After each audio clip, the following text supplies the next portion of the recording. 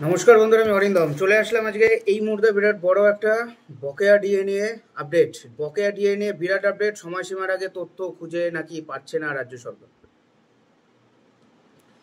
রাজ্য সরকার কর্মচারী মর্গ ভাতা বকেয়া মামলায় নতুন এক মোড় নিয়েছে। সুপ্রিম কোর্টে বেঁধে দেওয়া সময়সীমা ঘনিয়ে এলেও রাজ্য সরকার পুরনো তথ্য খুঁজে পাচ্ছে না বলে জানা যাচ্ছে। এই পরিস্থিতিতে কর্মচারীদের মনে প্রশ্ন উঠছে, আদৌ কি সময় মতো বকেয়া টাকা মিলবে?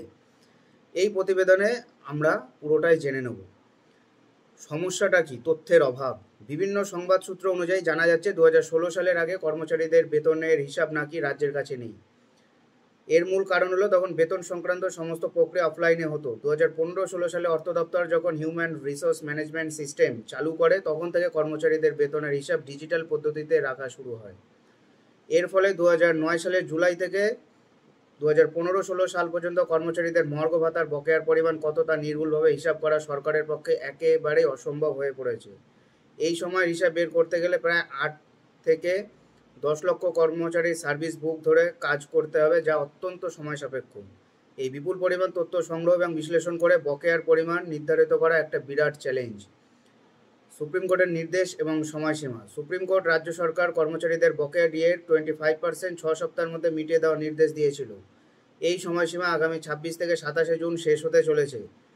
কিন্তু রাজ্য সরকার এই নির্দেশ পালনের বিষয়ে তাদের আর্থিক অক্ষমতার কথা জানিয়ে পুনরায় সুপ্রিম কোর্টে দ্বারস্থ হওয়ার পরিকল্পনা করছে বলে জানা যাচ্ছে। সরকারের পক্ষ থেকে এই তথ্য ঘাটতির অজুহাত দেখিয়ে বকেয়া হিসেবে 2025 সালের ডিসেম্বর বা 26 সালে মার্চ মাস পর্যন্ত সময় চাওয়া হতে পারে বলে মনে করা হচ্ছে। এর ফলে বকেয়া পাওয়ার প্রতিক্রিয়া আরও দীর্ঘায়িত হওয়ার আশঙ্কা তৈরি হয়েছে।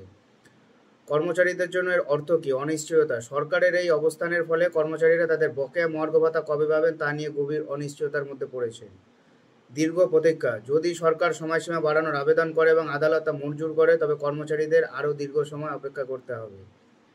আর্থিক ক্ষতি। সময় মতো বকেয়া না পাওয়ায় বহু কর্মী, বিশেষ করে যারা অবসর নিয়েছেন বা নিতে চলেছেন, তারা আর্থিকভাবে ক্ষতিগ্রস্ত হবেন।